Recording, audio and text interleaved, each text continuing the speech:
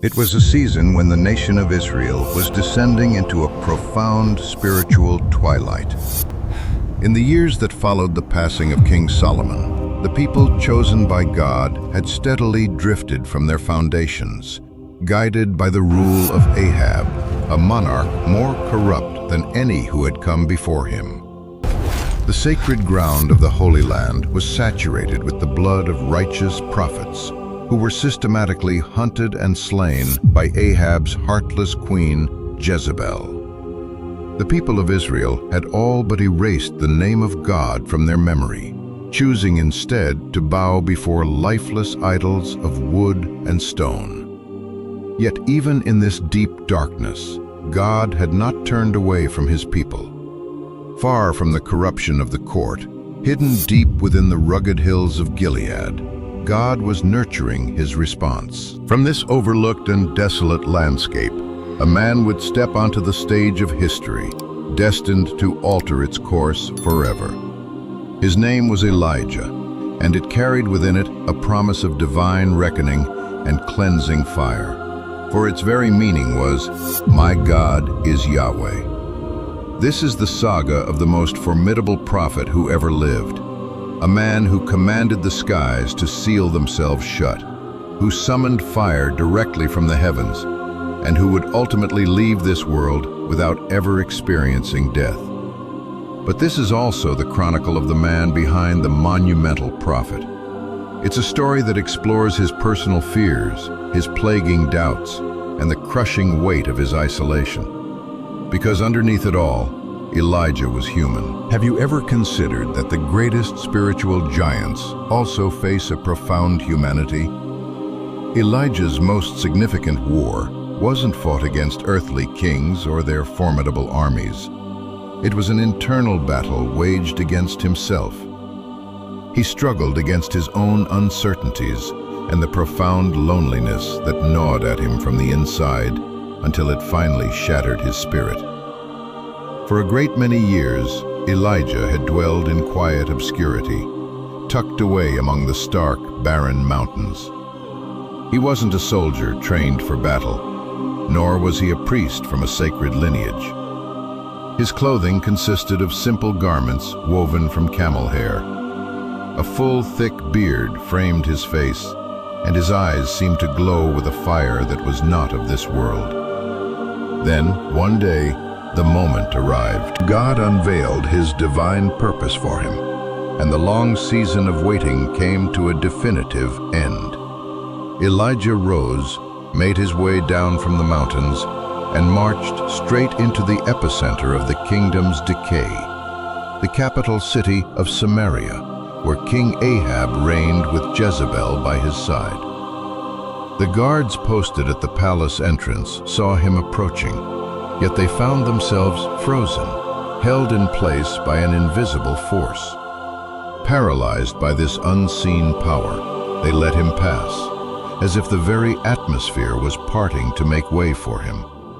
Without any announcement or royal escort, Elijah strode through the corridors of the throne room. Servants and courtiers shrank back with every step he took. The massive columns of the palace, which had stood as silent witnesses to the bowing of kings and the greetings of ambassadors, now beheld a spectacle of an entirely different nature. Here was a wild-looking prophet, bearing no crown and carrying no sword, moving forward with a purpose that seemed to be fueled by God himself.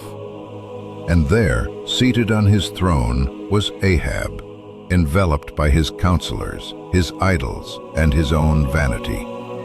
But before the king could even form the question of who this intruder might be, Elijah was standing directly before him. He boldly spoke the words that would determine the fate of the entire kingdom. "As surely as the Lord lives, the God of Israel, whom I serve, there will be neither dew nor rain in the coming years, except by my word." A heavy silence descended upon the room, as palpable as a final judgment. Not a single person dared to breathe. Elijah did not linger for a reply. He spun around with the same abruptness he had arrived and vanished back the way he had come. Ahab remained speechless. He gave no order to seize Elijah, nor did he utter a curse. He just sat there, motionless on his throne. And then the change began. Almost immediately, the clouds in the sky started to dissipate. A profound dryness filled the air, and the heavens above seemed to close like a great door being sealed shut from on high. As Elijah made his departure, God's voice came to him once more, instructing him, "Leave this place, journey eastward, and conceal yourself by the brook of Cherith, to the east of the Jordan. You will find water to drink from the brook, and I have already commanded ravens to bring you food there." Elijah obeyed without a moment's hesitation and began his trek eastward. In his wake, the land began to parch. The refreshing breezes vanished, and the morning dew that had once blanketed the fields of Israel each dawn was no more. The sun beat down relentlessly, scorching the fields, and the once proud and fertile nation started to wither away. The judgment had commenced, and for 3 long years, not a single drop of rain would grace the earth. But as the kingdom sank into a devastating drought, Elijah journeyed across hills and through valleys until he discovered that secluded spot called Cherith. The brook was a hidden treasure, nestled between the arid hills near the Jordan River. It was a slender ribbon of water that cut through the earth like a scar, winding its way between dry stones and dusty shrubs. In this hidden sanctuary, Elijah made his dwelling, deep within the desert landscape. And there, with every rising and setting of the sun, a genuine miracle took place. At the break of dawn, as the sun's first light began to stir in the east, the quiet of the sky would be broken by the fluttering of wings. Ravens, birds with feathers as black as night, would materialize on the horizon, carrying bread and meat in their beaks. They would land near the prophet, set the provisions before him, and then, taking flight again, disappear back into the vastness of the sky. By the law, these were considered unclean birds, creatures generally held in low regard by people. Yet, isn't it just like God to use the unlikely? These were the very messengers chosen to deliver nourishment, both in the morning and again in the evening, as the setting sun painted the hills with tones of amber. In this state of profound solitude, Elijah ate his meals in silence and drank from the life-giving brook, watching as the days slowly melted into weeks and the weeks stretched into months. Meanwhile, the drought, like a silent, creeping curse, cast its dark shadow over the entirety of Israel. The wells ran completely dry. The fields turned to barren dust, and livestock collapsed from exhaustion onto the cracked, broken earth. From his throne, a desperate Ahab bellowed orders to find the man he held responsible for his kingdom's ruin. But no information ever surfaced. Elijah remained safely hidden by the brook. Gradually, however, he began to observe a change in his own surroundings. The stones that had once been submerged in the brook now stood out like small islands in the riverbed. The current, which had once flowed with strength, was reduced to a mere trickle. The very drought that he had prophesied was now catching up to him. Then came the morning when he leaned down to drink and found nothing but dampness between the stones. The brook of Cherith had completely dried up. But Elijah felt neither panic nor did he voice a complaint. He simply held fast to his faith and waited. Finally, the voice of God spoke to him with clarity. "Arise, go to Zarephath in Sidon and stay there. I have commanded a widow in that place to provide for you." The Lord was directing him into perilous territory, to Zarephath, the very land from which Jezebel hailed, the queen who had sworn to annihilate all of God's prophets. Yet Elijah showed no hesitation. He rose to his feet, wrapped his cloak tightly around himself, and began the long walk.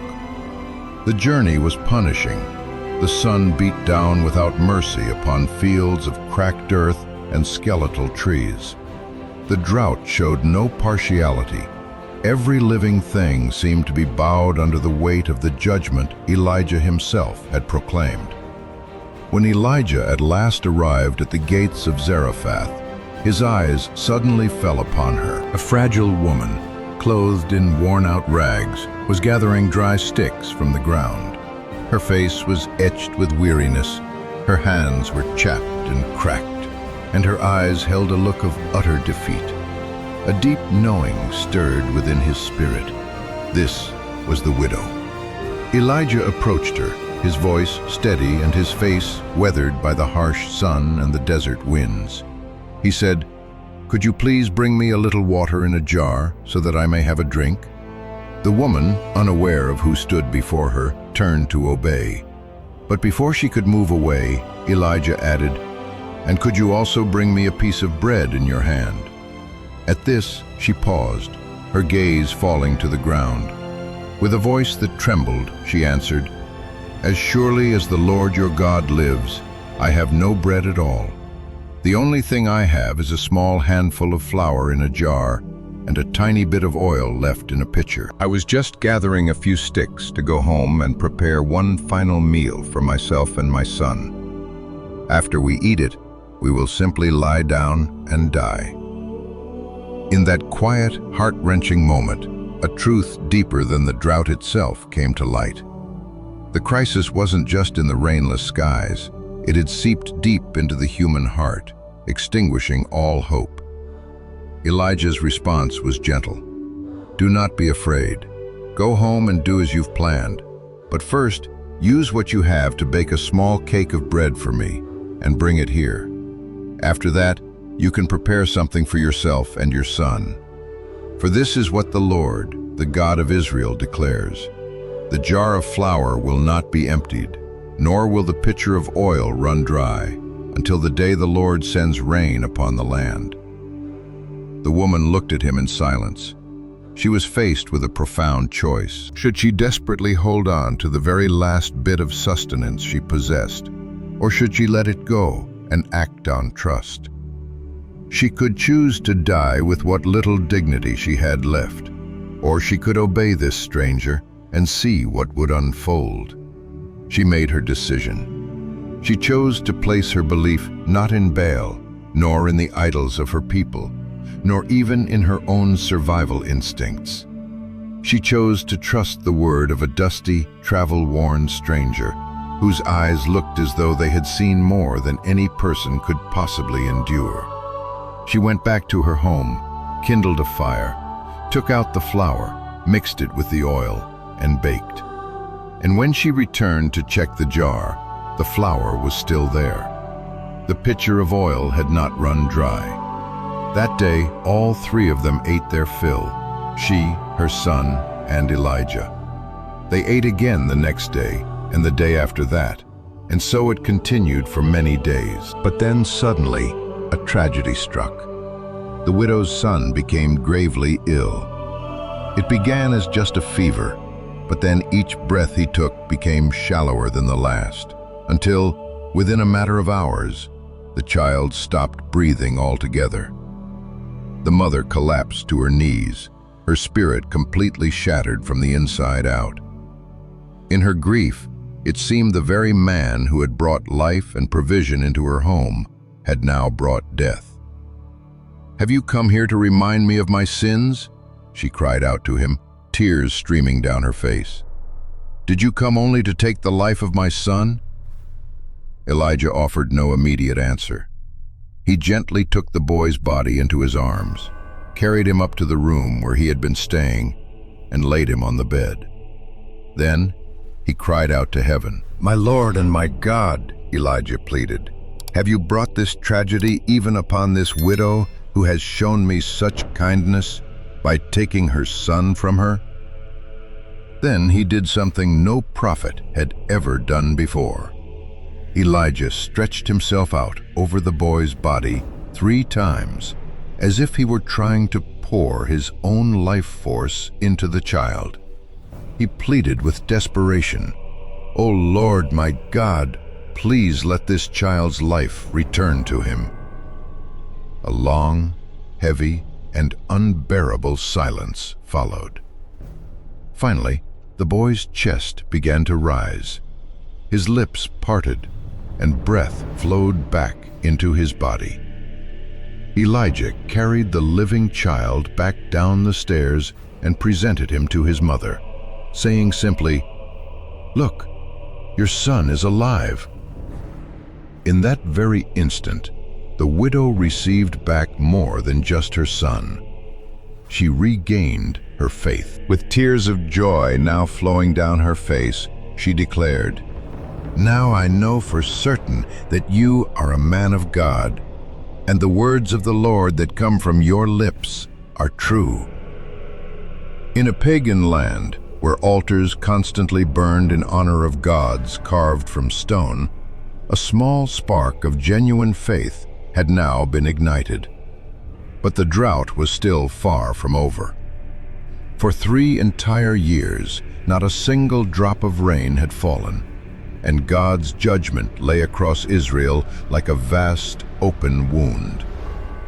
The livestock had vanished, the wells were bone dry, and the memory of a harvest was all that remained. At first, it was the poor who felt the pangs of hunger, but soon enough, even the wealthy began to feel its sharp bite. Yet, amidst all this despair, not everyone had bowed to Baal. Among the few who remained steadfast was a man named Obadiah, who served as the steward in King Ahab's own palace. He had witnessed the king's cruelty firsthand, but refused to be a passive bystander. In the midst of Ahab's persecution and the slaughter of the Lord's priests and prophets, Obadiah did the unthinkable. He took 100 of God's prophets and hid them in 2 separate caves, 50 in each, and secretly provided them with bread and water. Every single day, he put his own life on the line, motivated by his love for God. He even succeeded in keeping this a secret from King Ahab, all while maintaining the king's trust. One morning, the king summoned Obadiah with an order.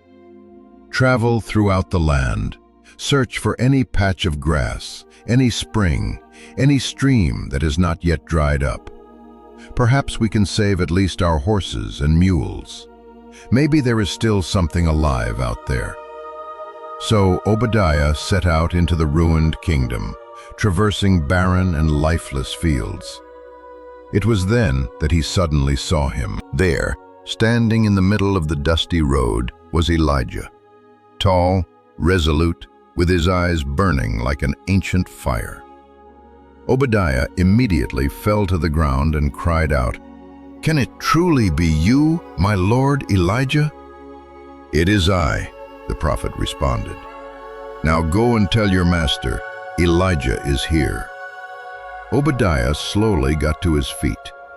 Fear caught in his throat, and his eyes revealed a deep inner turmoil. "What have I done that you would hand me over to Ahab to be killed? If I go and tell him you are here, and then the Spirit of the Lord carries you off to some other place and he cannot find you, he will surely execute me." Then Obadiah leaned in closer, confessing his secret to Elijah. "I have served the Lord faithfully since I was a young man. When Jezebel was murdering the prophets, I hid 100 of them in caves and fed them myself. I have done everything I possibly could, Elijah, and now you ask me to do this?" But Elijah's resolve was like iron. He replied, "As surely as the Lord of hosts lives, whom I serve, I will present myself before Ahab today. Obadiah knew in that moment that he was standing before a man who spoke with the full authority of heaven backing his every word. And so he obeyed. With his heart pounding in his chest, he returned to the palace and spoke the words that no one ever expected to hear. Elijah has returned. The prophet who had sealed the heavens, who had humbled the king on his own throne and then vanished as if into thin air, had finally reappeared. Without a moment's hesitation, Ahab mounted his chariot and rode out toward the place where they were to meet. The sun blazed down on the dry, barren fields at the very moment the two men came face to face. It was Ahab who broke the tense silence, his voice dripping with disdain. "So, it's you, the troublemaker of Israel." But Elijah met his hostile gaze and answered firmly, "I am not the one who has brought trouble upon Israel. It is you and your father's house, because you have forsaken the commands of the Lord and have chosen to follow Baal." Then Elijah boldly laid down his challenge. "Now summon all of Israel to meet me on Mount Carmel, and bring with you the 450 prophets of Baal and the 400 prophets of Asherah who dine at Jezebel's table. Today we are going to determine who the true God is." Ahab consented to the test, and the stage was set for the ultimate showdown. The news spread like wildfire throughout Israel, and thousands of people from every corner of the kingdom began the ascent toward Mount Carmel. There were elders and young people, priests and soldiers, farmers and shepherds. Absolutely no one wanted to miss what was about to unfold. At the summit, the air was thick with tension. On one side stood nearly 1,000 prophets of Baal and Asherah, dressed in ostentatious robes and adorned with pagan symbols. On the other side stood Elijah, all alone, wrapped in a simple cloak that had been worn thin by the sun and the wind. The prophet raised his voice, and his words carried a tone of sorrow as he addressed the people. "How long will you hesitate between two different opinions? If the Lord is God, then follow him. But if Baal is God, then follow him." The entire crowd was rendered silent, as if their own shame had sealed their lips. Then Elijah stepped forward and laid out the terms of the challenge. "I am the only prophet of the Lord who is left, but Baal has 450 prophets. Let them bring 2 bulls. They will choose one for themselves, cut it into pieces, and place it on the wood of their altar. But they are not to set it on fire. I will prepare the other bull and place it on the wood of my altar, and I will also not set it on fire. Then you will call on the name of your God, and I will call on the name of the Lord. The God who answers with fire, he is the true God." The prophets of Baal went first. They prepared their altar, cut up their bull, and arranged it on the dry wood. What followed was a grotesque and frantic display. From morning until noon, the 450 prophets screamed, leaped, and danced wildly around their altar, crying out to Baal. But there was no response, not the faintest sign. Baal remained completely and humiliatingly silent.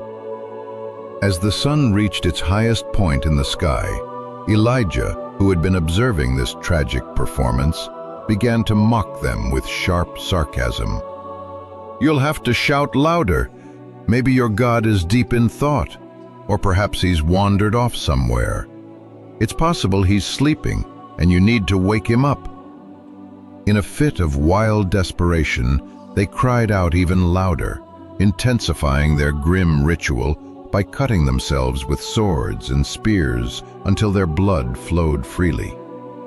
The afternoon slowly drifted by on Mount Carmel, yet still no answer came. no fire descended from the sky. The crowd began to murmur amongst themselves as the powerlessness of Baal was laid bare before the eyes of all Israel. Now it was Elijah's turn. The people, weary and disappointed, gathered closely around him. In silence, Elijah took 12 stones, one for each of the tribes of Israel, and he rebuilt the Lord's altar, which had been broken down. He carefully arranged the wood on top and then placed the sacrifice upon it. Then he made a request that seemed utterly impossible in the midst of a 3-year drought. He commanded the people to bring 4 large jars filled with water and to pour it all over the sacrifice. They did this once, then a second time, and finally a third time until the altar was completely soaked and the water had filled the trench he had dug around it. Then, standing before all the people, the prophet lifted his gaze to the heavens and cried out, "Lord, the God of Abraham, Isaac, and Israel, let it be known today that you are God in Israel, and that I am your servant, and have done all these things at your command. Answer me, Lord, answer me, so that these people will know that you, Lord, are God, and that you are turning their hearts back to yourself again." A brief but profound silence followed his prayer. Suddenly, a blazing fire shot down from heaven. It was a scorching, living flame, so fierce that it instantly consumed the sacrifice, along with the wood, the stones, and even the water in the trench, leaving behind nothing but dust and a reverent silence. The people fell to their knees, acknowledging the one true God, and cried out in unison, "The Lord, He is God! The Lord, He is God!" At that moment, there was no longer any doubt. Yahweh had answered, not Baal. Elijah's spiritual authority had been undeniably confirmed, and the crowd finally grasped that the drought was a direct result of their having abandoned the Lord. The truth had never shone more brightly than it did at that moment atop Mount Carmel. The prophet then turned his attention to the false prophets of Baal, whose arrogance now lay in ashes. He commanded the people to seize them. They were all taken down to the Kishon Brook, where the judgment ordained by God in ancient times was carried out. The execution of all those who had led Israel into the worship of false gods. At last, the land of Israel had begun its purification. As the people witnessed this decisive event, Elijah suddenly felt something stir in his spirit that he had not sensed in 3 long years. The distant whisper of approaching rain. It was a sound no one else could yet perceive, but the prophet knew it would soon be unmistakable to everyone. He then turned to King Ahab and spoke with authority. "Prepare your chariot and go down from the mountain at once, for I hear the roar of a heavy downpour." Ahab looked up at a sky that was as clear and dry as it had been for the past 3 years. But this time he obeyed. The drought had accomplished its purpose, and now God was ready to open the heavens once again and pour out His mercy. Then Elijah climbed back up the mountain and began to pray with a fervent intensity, with the kind of faith that belongs to someone who truly knows the God they serve. His servant stood beside him, waiting for instructions. "Go and look toward the sea," Elijah commanded. The young man ran to the edge, looked out, and returned, answering breathlessly, "There is nothing." Elijah remained still, his conviction unwavering, and insisted, "Go back and look again."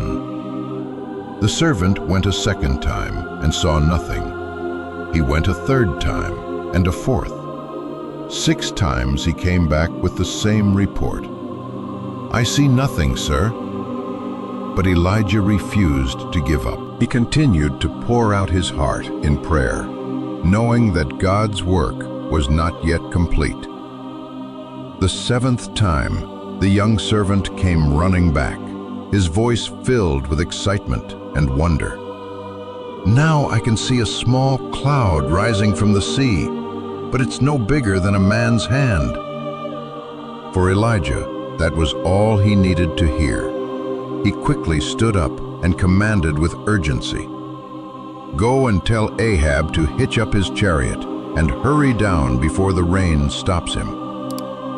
In just a matter of minutes, that tiny cloud grew larger. The sky rapidly turned dark, and a powerful wind swept in from the horizon. The people lifted their faces in utter amazement. After 3 long years, heavy drops of rain began to fall upon the parched land. Within moments, the gentle drizzle turned into a torrential downpour, soaking the thirsty earth and creating new streams that rushed through the cracked and barren ground. Ahab quickly mounted his chariot and started down the mountain toward Jezreel, urged on by the heavy rain that was now saturating everything around him. But then, something extraordinary occurred.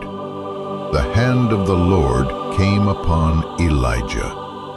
The prophet tucked his cloak into his belt and began to run, not like an ordinary man, but with a supernatural speed, propelled forward by the very power of God. Before the king's astonished eyes, the prophet outran the horses, racing through the storm as if he were being carried by the wind itself. It was an image of incredible power. The man who had closed the heavens was now running ahead of the king, clearly demonstrating who truly held dominion over Israel. It wasn't Ahab, nor Jezebel, nor Baal, but Yahweh, the living God, who commands the rains and the seasons. Yet this rainfall was more than just water. It was a profound lesson. Can you see it? God answers the prayers of those who persevere. He didn't respond after Elijah's first prayer, nor his second, nor even his 6th. God answered only after Elijah continued to pray in faith, fully trusting in the promise he had received. The drought had finally ended, and the people were experiencing the mercy they had longed for. But the battle was far from over. Even as the rain fell in abundance upon Israel, an enraged woman was stewing in the palace, and Elijah was about to face the greatest trial of his life. Back in the palace at Jezreel, Jezebel received the news. Elijah had humiliated her prophets, executed her priests, and now the people themselves were starting to turn against her. Her face contorted into a mask of pure fury. She dispatched a messenger to find the prophet, carrying a threat that was far more than a simple warning. It was a vow of death. "May the gods deal with me, be it ever so severely, if by this time tomorrow I do not make your life like the life of one of them." When Elijah received this message, a fear deeper and darker than any he had ever known seized his heart. The very same prophet who had fearlessly stood before hundreds on Mount Carmel and called down fire from heaven now found himself trembling before the wrath of a single woman. Without a second thought, without seeking God's guidance, he fled. He ran southward, leaving behind the very people who had just started to return to God. He abandoned his mission, completely blinded by his fear. He ran through fields and over mountains, never stopping, never looking back, like a man being chased by death itself. He finally reached the wilderness, alone and utterly spent. There, under the meager shade of a broom tree, the prophet collapsed onto the ground. With tears he could no longer contain, he cried out to heaven in bitterness, "I have had enough, Lord. Take my life, for I am no better than my ancestors." These words erupted from the deepest part of his soul. Elijah, the great prophet, had hit rock bottom. All his strength, his faith, and his courage seemed to have evaporated under the merciless desert sun. And there, beneath the sparse shade of that tree, his only wish was to close his eyes and never open them again. It wasn't just Jezebel's threat that had broken him. It was also the unbearable weight of his loneliness, the heavy burden of feeling that he was the only one left who was faithful, and the profound disappointment that after everything he had endured, nothing seemed to have truly changed. Yet there in the depths of the desert, in the darkest moment of his life, God did not forsake him. Suddenly, a gentle hand touched him softly. Elijah slowly opened his weary eyes and saw an angel beside him, who spoke with a voice that was both tender and firm. "Get up and eat." Elijah looked and saw bread that had been freshly baked over hot coals and a jar of cool water. He ate and drank, but the heaviness in his heart remained. He drifted back to sleep, hoping to escape his pain once more. But the angel returned, patiently and compassionately touching him again and speaking in that same calm but firm voice. "Get up and eat, for the journey is too much for you." These words resonated deep within Elijah's exhausted heart. The prophet, who had run away in despair, was now being prepared for an even closer, more intimate encounter with God. There, upon a sacred mountain, at the very same place where centuries before God had spoken face to face with Moses, Elijah was about to discover something new. For Elijah was human, deeply and profoundly human. Even though God had used him to perform incredible miracles, and even though he had witnessed impossible wonders, he was now confronting a reality that was far more difficult to face: his own frailty, his own humanity. And yet, in the midst of that broken human condition, God extended his mercy. Because even the people of God get tired. They too suffer and experience doubt. Under that broom tree, Elijah began to understand that God doesn't only use people who are already strong. Instead, he lifts up those who are broken. For it is in our deepest weakness that God's greatest works often begin.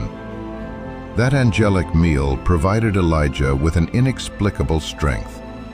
He rose to his feet and began his journey toward Horeb. Empowered by that divine nourishment, he traveled for 40 days and 40 nights, crossing the scorching desert until he reached Mount Horeb, the mountain of God, where he would commune with him face to face. Elijah arrived at Mount Horeb, the sacred mountain where, centuries earlier, God had given Moses the stone tablets of the law. Now, exhausted and broken, Elijah sought refuge from the harsh wind in a dark cave. And there, in the profound solitude of that cave, God spoke directly to him. "What are you doing here, Elijah?" His face still hidden in anguish, the prophet answered from the depths of his wounded spirit, "I have been very zealous for you, Lord God Almighty. The Israelites have rejected your covenant, torn down your altars, and put your prophets to death with the sword. I am the only one left, and now they are trying to kill me too."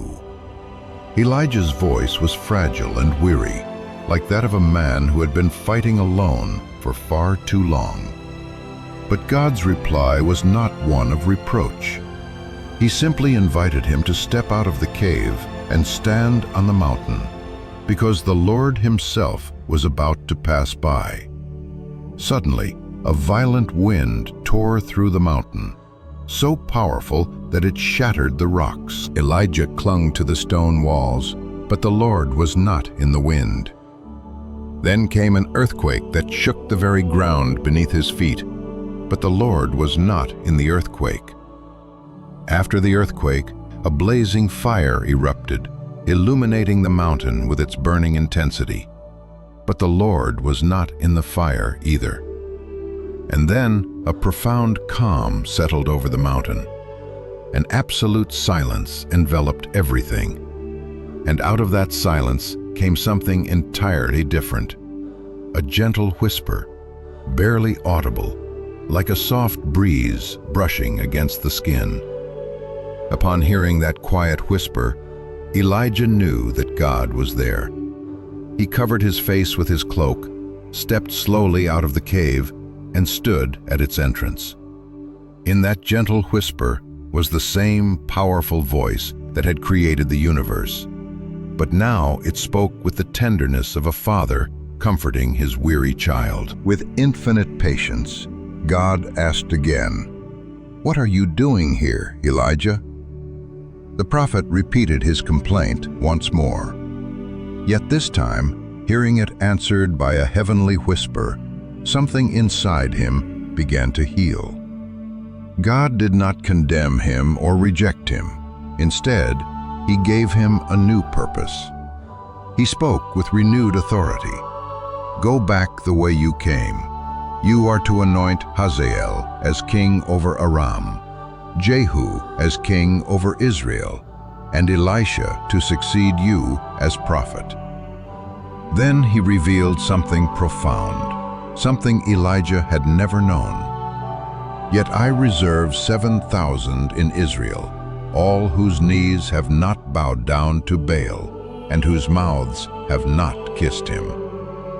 As he listened to these words, the prophet's heart began to beat strongly once more. He was not alone. He had never been alone. God had preserved a faithful remnant, hidden and protected, waiting for the right moment to emerge. His ministry, his purpose, had not been in vain. Elijah descended from Mount Horeb with a renewed heart and a clear mission. He was no longer the same man who had begged for death under a broom tree. Now he walked with a steady stride, understanding that his story was not over and that he would not have to finish it by himself. God had given him clear instructions, who to anoint and who to prepare. Among those names, one stood out with a special significance: Elisha, son of Shaphat. And so he went to the fields where Elisha was working with his own hands. Elisha was not a priest or a prophet. He was a farmer. He was plowing the land with 12 yoke of oxen, personally guiding the 12th pair. His hands were calloused from labor. His cloak was covered in dust, and his back was bent from his daily work. But God had taken notice of him. Elijah approached him in silence, took off his own cloak, and laid it upon Elisha. This simple action was rich with meaning. It was the unmistakable symbol of a divine calling, the transfer of a holy purpose, and the dawn of a new destiny. Elisha stopped in his tracks. He felt the weight of the cloak on his shoulders and immediately understood what it signified. In that single moment, he knew his life had been forever changed. He ran after Elijah with one final compassionate request: "Let me kiss my father and mother goodbye, and then I will come with you." Without showing any emotion or applying any pressure, Elijah replied, "Go back. What have I done to you?" Then something truly radical occurred. Elisha did return to the fields, but not to resume his old life. He took the yoke of oxen he had been working with and slaughtered them. He then took the plow, the wood, and the other tools of his trade and set them on fire. Upon this makeshift altar, he cooked the meat and shared it with the people of his village. He had burned his past. He left himself nothing to return to. He offered himself no excuses, no safety net. He left everything behind and followed Elijah. And from that day forward, Elisha became his devoted servant.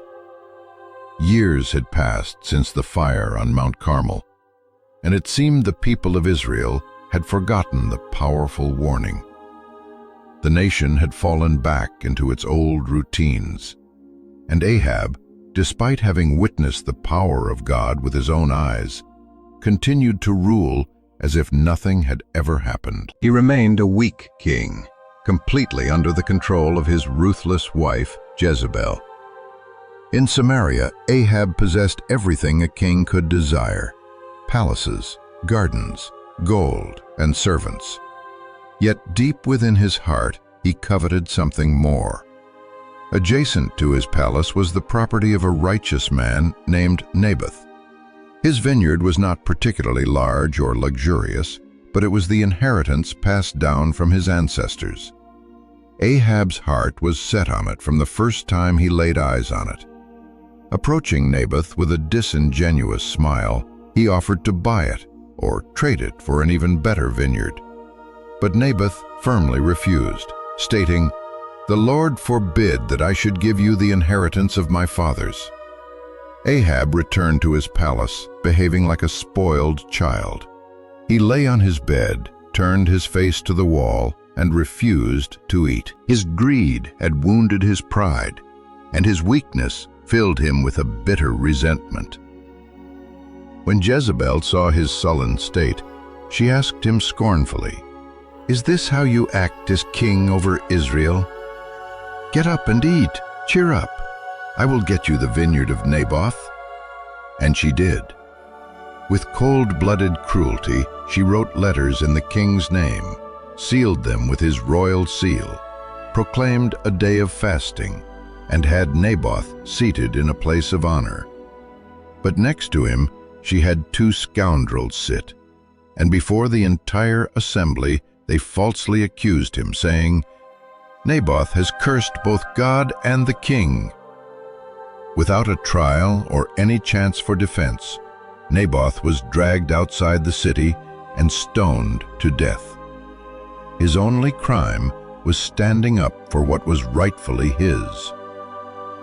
When the news of his death reached Jezebel, she smiled with satisfaction and told Ahab, "Get up and take possession of the vineyard. Naboth is no longer alive." Ahab went to admire his new acquisition, pleased with himself like a spoiled child who had gotten his way, believing he had won. But as he was walking through the vineyard, Elijah suddenly appeared before him, his face hardened with a look of judgment. The king trembled at the sight of him and asked, "So you have found me, my enemy?" Elijah replied without hesitation, "I have found you, because you have sold yourself to do evil in the sight of the Lord." And once again, Elijah delivered a divine judgment, proclaiming, "This is what the Lord says. In the very place where dogs licked up Naboth's blood, dogs will lick up your blood. Yes, yours. I am going to bring disaster on you. I will wipe out your descendants and cut off from Ahab every last male in Israel. As for Jezebel, dogs will devour her by the wall of Jezreel. Dogs will eat those belonging to Ahab who die in the city, and the birds of the air will feed on those who die in the country." Ahab's face turned pale. For the first time, Elijah's voice did not sound like that of an enemy, but like that of a judge. And this time, Ahab did not shout or curse, nor did he call for his soldiers. He tore his clothes, put on sackcloth, began to fast, and lay in silence, refusing to eat. He walked about slowly, his face bowed in tears. From heaven, God saw this and spoke to Elijah once more, saying, "Have you noticed how Ahab has humbled himself before me? Because he has done this, I will not bring this disaster in his day, but I will bring it on his house in the days of his son." Ahab had been warned. He would pay a terrible price for the idolatry and corruption he had sown throughout Israel. Yet years went by, and Ahab may have thought that God had forgotten his judgment. He was gravely mistaken. He decided to wage war to reclaim the city of Ramoth-Gilead from Aramean control. Even though a true prophet warned him that he would certainly die, Ahab ignored God's voice. He disguised himself, thinking he could outsmart destiny. But a randomly shot arrow pierced his armor, striking him at its weakest point. As the battle raged on, Ahab lay bleeding in his chariot, until he finally died at sunset. And when they washed his chariot, dogs licked up his blood, just as Elijah had prophesied. Thus died Ahab, the worst king Israel had ever known, and his son Ahaziah took his place on the throne. It wasn't long before Ahaziah was following the same corrupt path his parents had laid out. One day he fell through the lattice of an upper room in his palace in Samaria. Seriously injured and confined to his bed, the young king made a decision that would seal his doom. Instead of calling on the God of Israel, he sent messengers to Ekron, a Philistine city, to consult Baal-zebub, the pagan god of flies. But God saw this act of defiance and instructed Elijah, "Go and intercept the messengers of the king of Samaria and ask them, 'Is it because there is no God in Israel that you are going off to consult Baal-zebub, the god of Ekron? Therefore, this is what the Lord says: You will not leave the bed you are lying on. You will certainly die." Elijah obeyed, and the message quickly reached the palace. Surprised, Ahaziah asked his messengers, "What kind of man was it who came to meet you?" They replied, "He was a man with a garment of hair and with a leather belt around his waist." Ahaziah knew at once. It was Elijah the Tishbite. The king's anger flared, and he sent a captain with 50 soldiers to arrest the prophet. They found him sitting calmly on top of a hill, and the captain arrogantly shouted, "Man of God, the king says, 'Come down.'" But Elijah answered quietly, "If I am a man of God, may fire come down from heaven and consume you and your 50 men." And just like that, it happened. A roar tore through the sky, and flames fell, consuming the captain and his soldiers in an instant. Their cries vanished, and they were reduced to ash. Ahaziah, stubborn in his rebellion, sent another captain with another 50 men. The result was exactly the same: fire, judgment, and death. But the third captain was different. He approached without demands or threats. He fell on his knees, lifted his hands, and pleaded, "Man of God, please have respect for my life and the lives of these 50 servants of yours." This time, the voice of God spoke to Elijah. "Go down with him. Do not be afraid." The prophet arose and accompanied the third captain to the palace. With great authority, he stood at Ahaziah's bedside and reaffirmed what had already been declared. "This is what the Lord says: Because you sent messengers to consult Baal-zebub, as if there were no God in Israel to inquire of, you will not rise from the bed you are on. You will surely die." And so it came to pass. Ahaziah died, just as the word of the Lord, spoken through his prophet, had said. With him, another link in the chain of Ahab's lineage fell under the full weight of divine judgment. Ahaziah's death marked the end of a generation. He left no son to inherit his throne, and the house of Ahab began to crumble like a wall with cracks running deep within it. Yet even as judgment was unfolding within the palace walls, something sacred was stirring on the roads of Israel. For now, Elijah himself was preparing for his own departure, not into death, but into eternity. Elijah knew his time had come. His spirit, which had been finely tuned over years of listening closely to God's voice, sensed it with absolute certainty. His time on earth was drawing to a close, but his departure would not be a quiet one, nor would he face it by himself. From Gilgal, the prophet embarked on his final journey. Elijah rose early that morning.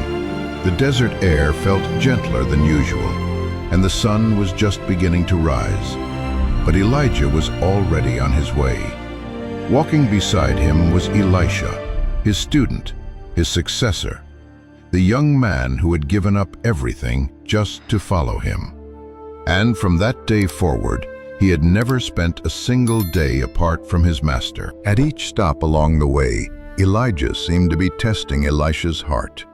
When they reached the entrance to the promised land, Elijah told him, "Stay here, for the Lord has sent me to Bethel." But Elisha's resolve was firm. "As surely as the Lord lives and as you live, I will not leave you." And so they continued on together. At Bethel, a group of prophets came out to meet them. They pulled Elisha aside and asked him quietly, "Do you know that the Lord is going to take your master from you today?" Elisha simply nodded. "Yes, I know, but do not speak of it." They journeyed on, and once again Elijah said to him, "Stay here, for the Lord has sent me to Jericho." But Elisha's answer remained unchanged. He refused to leave his side. So they came to Jericho, the city famous for ancient miracles and fallen walls. Here again, the local company of prophets approached Elisha and repeated their solemn warning. But Elisha, in a state of quiet sorrow, replied once more, "Yes, I know, but be silent."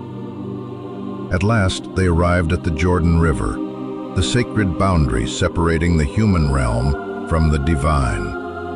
50 other prophets watched from a distance, serving as witnesses to a moment that was destined for eternity.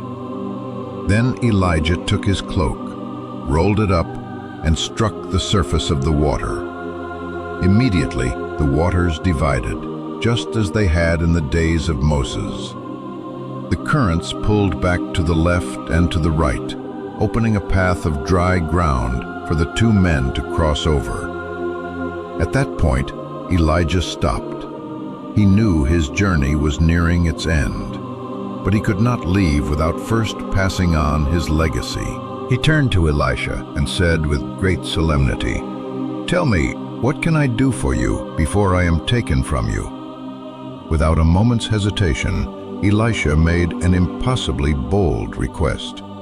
"Let me inherit a double portion of your spirit." Elijah looked at him intently, fully understanding the audacity, the faith, and the immense burden that came with such a request. "You have asked a difficult thing," he replied. "Yet, if you see me when I am taken from you, it will be yours." They continued walking together in silence. As the sun began to set, the heavens suddenly opened. A whirlwind surged down from the sky, sending sand swirling wildly and the winds roaring with a supernatural force. And then an astonishing sight appeared. A chariot of fire, drawn by horses of fire, descending like a blazing arrow from above. With a powerful gust, the whirlwind swept Elijah up, enveloping him in fire and embracing him in glory. Elisha cried out with the anguish of a son watching his father depart. "My father, my father, the chariots and horsemen of Israel." but there was no one left to hear him. Elijah had been taken up into heaven without ever tasting death. His cloak drifted slowly back to the earth, gently settling on the ground. Elisha picked it up, his hands trembling, his life forever changed. It was a tangible witness, a sign that the same spirit that had once empowered the fiery prophet now rested upon him. He returned to the bank of the Jordan, the same river they had just crossed together. Striking the water with his mentor's cloak, he cried out, "Where now is the Lord, the God of Elijah?" And once again, the Jordan River parted. The prophets who had been watching from a distance bowed in reverence. They no longer saw Elisha as a mere servant, for they knew that the spirit of Elijah now rested upon him. Elijah had ascended, but his fire had not been extinguished. It had simply been passed to another. That day, at the crossing of the Jordan, the prophetic legacy continued. Though Elijah himself was gone, his word remained. God had not forgotten his promise of judgment. He sent a young prophet to the military camp where Jehu was stationed. The prophet poured oil on Jehu's head and declared, "This is what the Lord, the God of Israel, says. I anoint you king over the Lord's people, Israel. You are to destroy the house of Ahab, your master, and I will avenge the blood of my servants, the prophets. The whole house of Ahab will perish. Not a single male will survive. As for Jezebel, dogs will devour her in the plot of ground at Jezreel, and no one will bury her." Before Jehu could even respond, the young prophet vanished like a whisper into the shadows. Jehu walked back out to his men, his head still dripping with oil and a fire blazing in his eyes. His companions looked at him expectantly. "What did that madman want? What did he say to you?" Jehu hesitated at first, but then, looking resolutely into their eyes, he spoke boldly. "He has anointed me king over Israel." Immediately they all rose up, each man laying his cloak at Jehu's feet as a sign of their allegiance. They blew their trumpets and shouted loudly, "Jehu is king!" And in that moment, the revolution began. Instantly, Jehu leaped into his war chariot and raced toward Jezreel like a whirlwind. His first destination was the field of Naboth, the very same land that Jezebel had stolen after murdering its righteous owner to give to her husband Ahab. There he found Joram, Ahab's second son and the current king of Israel, along with Ahaziah, the king of Judah, who was visiting at the time. Without a moment of hesitation, Jehu drew his bow and shot an arrow straight through Joram's heart, declaring, "Here on Naboth's own land, the Lord is repaying you." The king's body fell at the exact spot where Naboth had been murdered. Ahaziah tried to flee, but didn't get far. He was struck down by Jehu's men and collapsed at Megiddo. The prophecy had been fulfilled, down to the last detail. But justice was not yet finished. One name still remained: Jezebel. The queen was in her palace at Jezreel, and when she learned that Jehu was approaching, she prepared herself. She painted her eyes, arranged her hair, and watched from her window as Jehu appeared in the distance. "Have you come in peace, you Zimri, you murderer of your master?" she mocked, shouting down from her palace window. Jehu looked up and called out to the people below, "Who is on my side? Who?" 2 or 3 officials appeared at the window, and Jehu commanded them, "Throw her down!" And so they shoved her out of the window. Jezebel's body plummeted to the ground below, her blood splattering against the walls as the horses trampled her mercilessly. Later, Jehu gave the order for her to be buried, but when his men went to retrieve her body, it was nowhere to be found. Only fragments remained, pieces of her feet and the palms of her hands. The dogs had devoured her, exactly as Elijah had prophesied.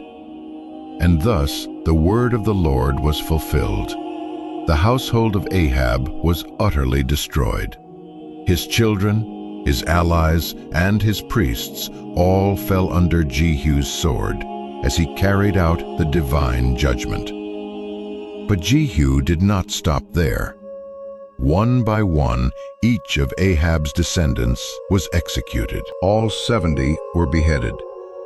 Next came the servants, the counselors, the false prophets, and everyone connected to the throne in Samaria. In a single campaign, Jehu completely annihilated the household of Ahab. Every single word of God's judgment was carried out without exception. The blood of the prophets had finally been avenged, and Elijah's legacy, even after his ascension into heaven, continued to burn like a fire across the land.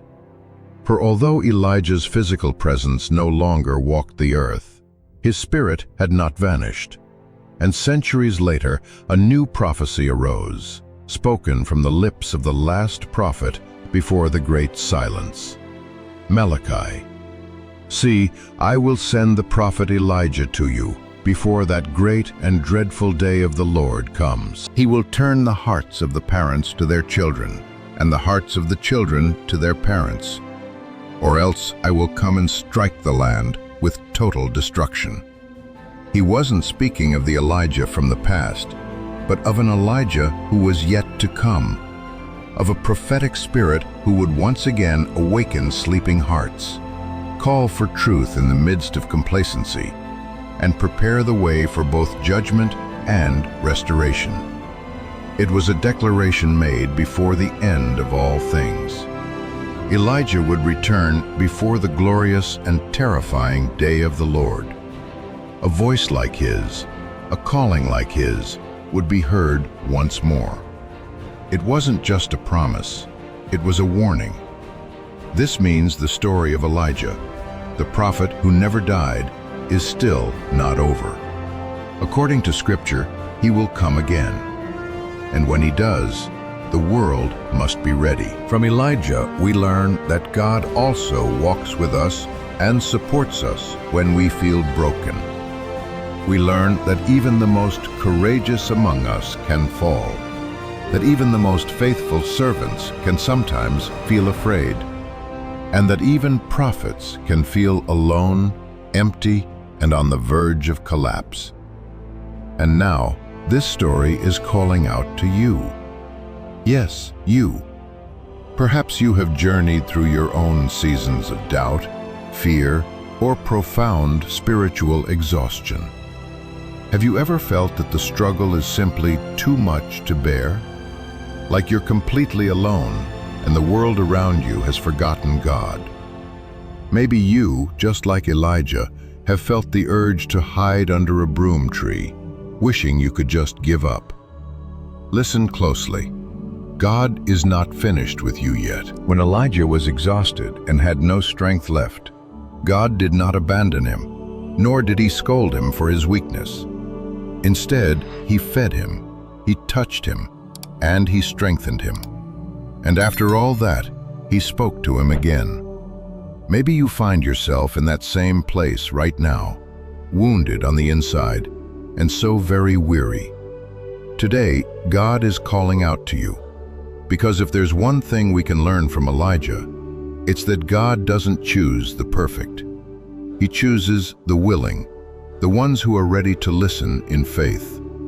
If you know someone who needs to hear this message, someone who is wrestling with their own doubts or feeling isolated, please share this with them. It might just be exactly what they need to hear today. Please support this ministry by giving this video a like, and don't forget to subscribe so you won't miss more of these life-changing stories from the Bible. Blessings to you and your family.